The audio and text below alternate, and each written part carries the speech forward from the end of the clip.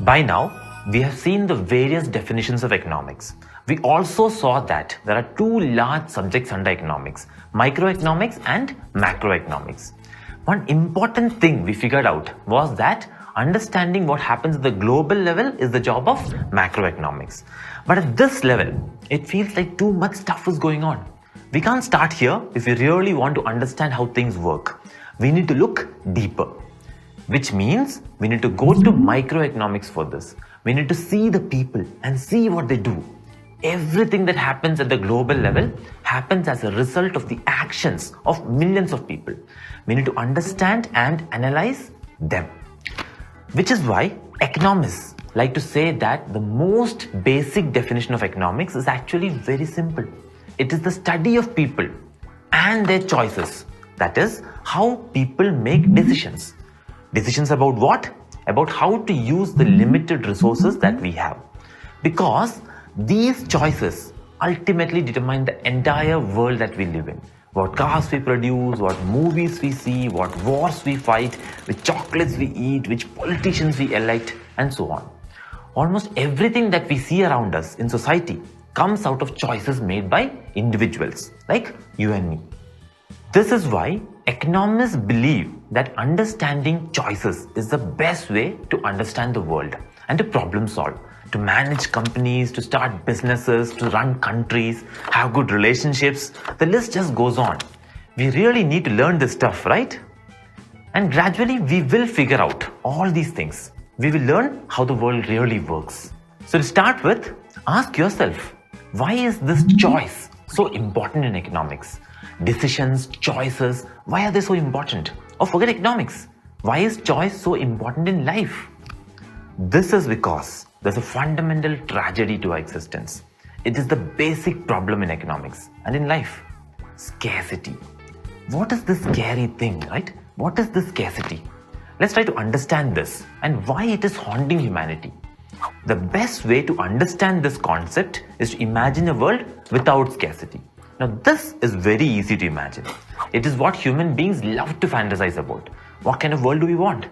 From time immemorial, we have been fantasizing about a world where everything is freely available and no one needs to work. There is no crime. Things are just perfect, right?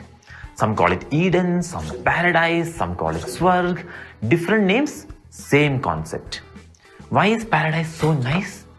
It's because there is no scarcity in paradise. And without scarcity, all our problems just disappear. We can have everything we want and we don't need to work to get those or pay to get anything because there is enough for everyone. There is no rich and poor. Everyone can have as much as they want. There is no crime. No one needs to take from you anything as there is no scarcity.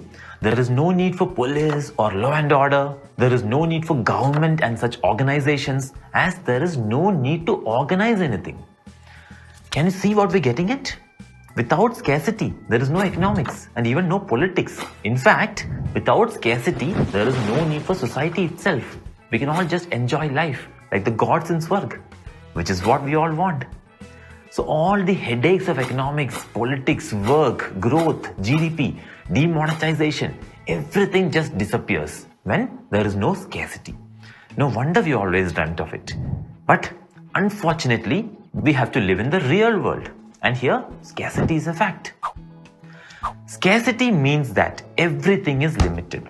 Time, resources, products, cars, land, everything. This is the basic idea of scarcity. Simple and logical idea, right? We could have stopped here.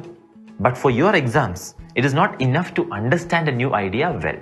You also need to learn the definition so that you can write it out properly and neatly and get good marks. So let's have a proper definition also that we can keep with us. Scarcity is said to exist when there is not enough of something, product, service, resource, money, to satisfy everyone's wants at zero price. It means that if that particular good is free, then there is not enough for everyone who might want it. At zero price, most people would want it, don't you think?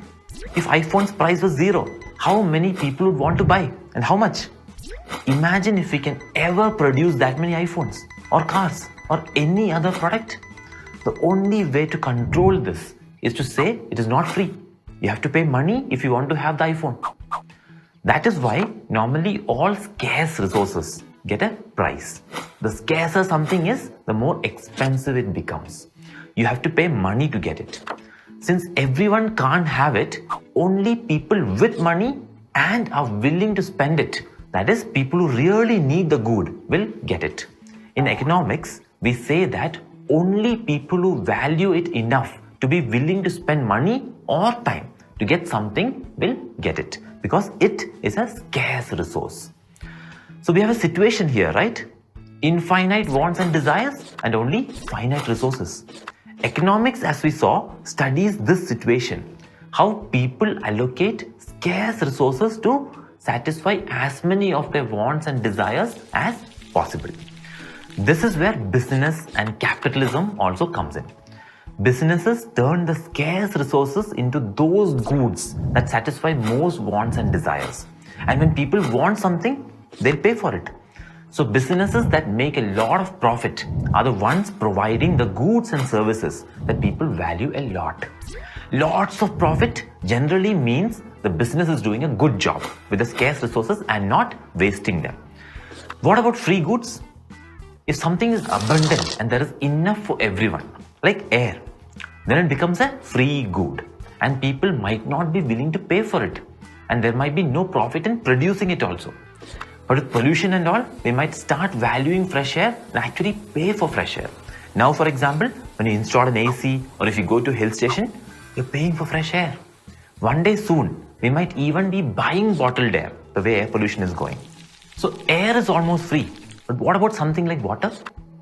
Even if very important to us, it is still quite easily available too. So it is cheap or almost free. In a desert, when rare, the price of the same water would increase. Price of oil, much rarer, is much higher than water. What about price of diamonds? Very rare, means very high price. This was a question Adam Smith, the father of economics, had asked long ago. Why water that is so important to life is valued less than diamonds, which is not useful in any real sense? What is the answer? You should be able to answer this by now. Try once. Yes, as we saw, scarcity determines price in the market. Diamonds are rarer than water, so people have to spend more money if they want to get it. Simple. That is the role of scarcity. It makes us work hard for everything we want. And of course, scarcity also forces us to choose, because we can't have everything, even if we want everything. For example, imagine you're living in a hostel. You have a lot of wants. You want to eat out, you want to fill petrol for your bike, you want to recharge your phone, you want to watch movies, buy clothes. But your pocket money won't allow you to do everything. So you need to choose what you will do. What if one month you realized your pocket money is less than what you expected? That month, you might have to give up a few more things than usual, right? Again, you will have to make a choice based on what you want and the resources you actually have. Similarly, imagine you have your exams next week. You have a lot of work to do now. Write records, study 3-4 subjects, revise some things, watch the cricket match. So many options. But you don't have time for everything. So again, you have to choose. And such choices are also called trade-offs. And these kind of choices are at every level, at individual level, at family level, city level, national level, and even world level. The reason for this? Unlimited wants and limited resources, of course. Which means we end up with scarcity and the need for choice. As Gandhi said, there is enough for everyone's need, but not enough for everyone's greed. We have only limited resources, and if we want a world which is reasonably nice to live in, we need to figure out one thing. How do we use the limited resources we have properly? We have to decide things like produce what, consume what, and how to distribute what is produced. All these are things we will come back and discuss in detail in later chapters. But before we go into this kind of big economy level stuff, it is time to go even more micro first. We now have to go into the minds of the people making these choices to really understand their behavior. And that is why the chapter is called Consumer Behavior. We understood that choices are required and important. But how to make choices? And not just any choices, good choices, rational choices. This is important if you're going to understand economics. And yes, this word rational here is important. It is an assumption we have to make. We have to assume and believe that human beings behave in a particular way when we study economics, rationally. This may seem strange at times, but we have to make certain assumptions to simplify the behavior of people enough to understand them. This will happen often as we study economics. We have to simplify reality to understand it. Real people, Homo sapiens, are too complex. We never know really what to expect. How will they behave in various circumstances? So we create a fiction called Homo economicus, the rational man. Homo economicus can only behave rationally. So we know what to expect. Now we can predict behaviors. So now remember, we talk of only rational men or women, of Homo economicus. Later on, at times, you might feel that some things we discuss are too simplistic and say to yourself, real people don't behave like that. True, maybe not, but 100% rational man will.